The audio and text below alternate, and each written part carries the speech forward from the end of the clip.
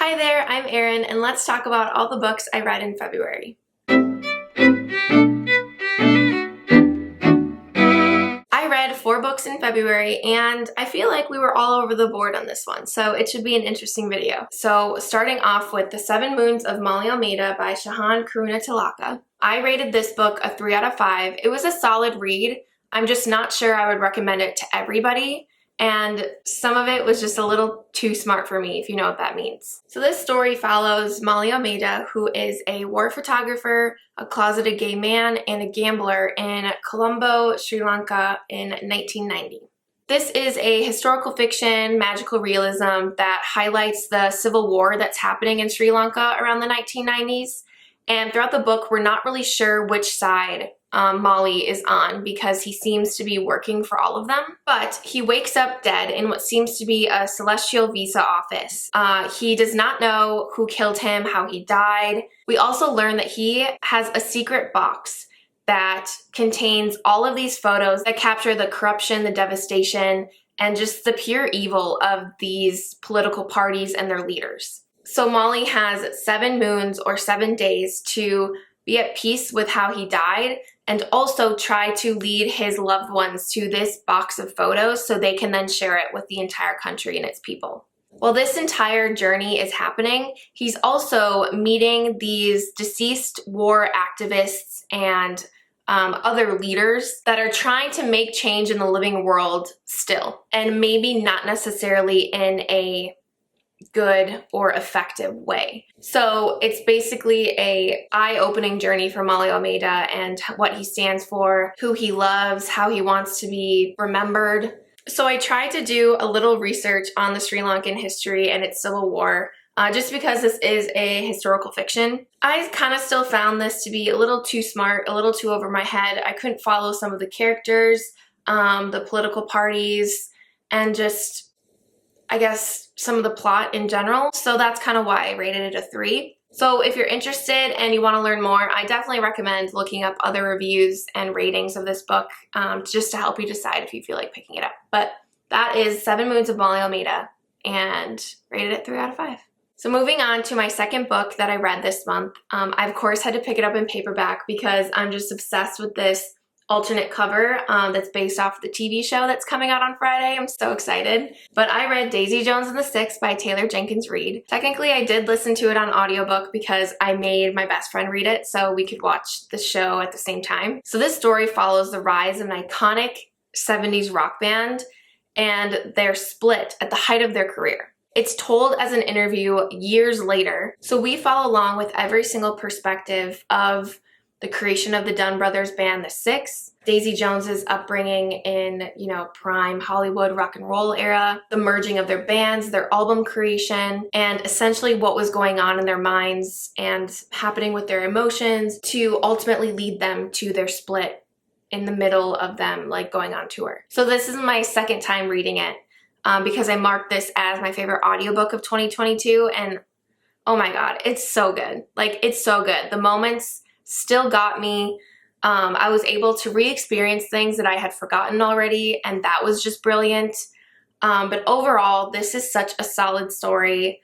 5-star rating. It's just one of my favorites, definitely. Taylor Jenkins Reid is just amazing at creating characters that you love, you feel like you know deeply. They have a lot of internal conflict that makes them feel so real and so relatable. My favorite character in this book is definitely Camila, the lead singer Billy Dunn's wife. She's just a person that I want to become as I age. She just does it so gracefully. All of these characters, you love them, you hate them, you cry for them, you root for them. And to me, that's one of the reasons why I love reading so much. So Taylor Jenkins Reid has just solidified her place as one of my favorite authors. So I was so happy I could reread this month, and I'm so excited for the TV show. But yeah, that is Daisy Jones and the Six. I highly recommend. Please, please, please read this or listen to it on audiobook. Both are amazing. So the third book that I read this month was definitely my least favorite out of the group, and that is The Secret History by Donna Tartt. I rated this a 2 out of 5. It was beautifully written, but a lot of it went over my head. It was way too smart for me. I mean, they're studying Greek, and she sometimes writes in Greek, and I don't have the time to figure out what those sentences mean, nor do I really care. And I hated every single character in this book. Hated them. I thought that they were awful. So this story follows a group of students led by one professor who study and romanticize the language, rituals, beliefs of ancient Greek at an elite and isolated university, I believe in like Vermont. The story is told to us, the reader, in hindsight by Richard, a poor outsider who gains access to this elite group of students and follows the students as their reality becomes warped and corrupt to the point where they commit murder. Think of like Dan Humphrey in Gossip Girl or Nick Carraway in The Great Gatsby, where we get one perspective of these seemingly untouchable people from a poor outsider who has his own assumptions about who they are. These characters were so difficult to connect with or care about, but I think that that was probably the point. They are elitist and pretentious, spoiled, selfish, and overall just really freaking annoying. So I just really could not connect with anything, and I found some parts of this book to be so long and boring, and just I don't understand how it related to the plot at all. I feel like I definitely was reading this for the writing. Like I said before, it was very descriptive. It also had a way of making me mirror the moods and feelings of these characters as they start to go downhill after the murder. For example, towards the end, they're drinking a lot and taking a ton of pills and just making them feel very slow moving and drowsy. And I felt that while I was reading it. So hats off to Donna Tartt for that type of writing. I thought that was brilliant. When I rate a book 2 out of 5, it's something that I struggled to get through reading and I wouldn't recommend. But there are some parts that I can appreciate. It's having its moment online, so that's kind of why I wanted to pick it up, but I don't think this is one I'm ever gonna want to read again. So I guess I'm glad I did. And now I can say that I have and just put it down. Maybe donate it. Probably donate it. Frick, my battery's dying. BRB. So finally, my 4th book that I read this month was Ugly Love by Colleen Hoover. I rated this a 3 out of 5. I thought it was solid. I definitely would recommend.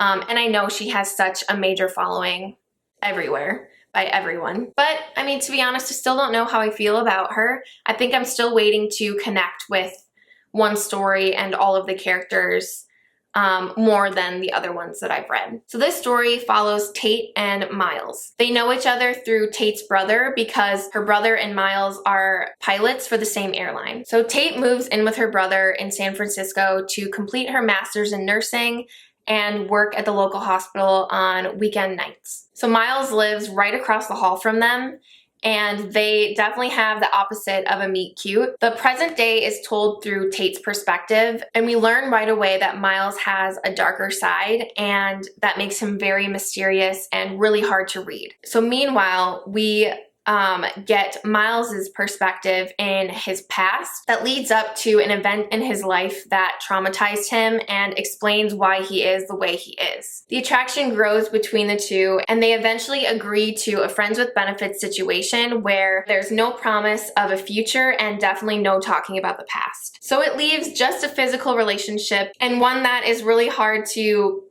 constantly commit to as your feelings are growing for the other. So something I'm noticing within all of Colleen Hoover's characters is I can't relate to them because they put themselves down so much. They talk about their feelings, they talk about their needs, but then they contradict them, and they know they contradict them with their actions. And that bothers me because they're not young characters. They're characters that are my age. And I feel like at this point in my life, I'm definitely phasing out of that mentality. I did like this. There were parts in the story that really got me emotionally.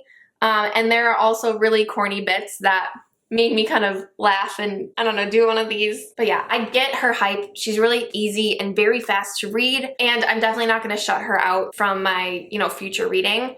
I already have a book that's on my TBR, that's hers. So we'll see how I feel about that one. But yeah, that's Ugly Love, solid 3 out of 5. Maybe this year we'll learn how I feel about Colleen Hoover a little bit more. But yeah, that's my 4th book. Okay, so those are the 4 books that I read in February. I hope that my reviews and ratings are helpful for you if you're interested in picking any of these up. As always, I will link them in my Amazon book list. It's not a paid thing or anything, but it's just something fun to add to as I create these videos. Or you can follow me on Goodreads to see what I'm reading and to see my ratings of the books that I have read. Shameless plug. But those are linked on my YouTube profile, like, tab. But anyways, thank you so much for watching. I'm sending you positivity wherever you are, and I'm sure we'll talk soon. Bye!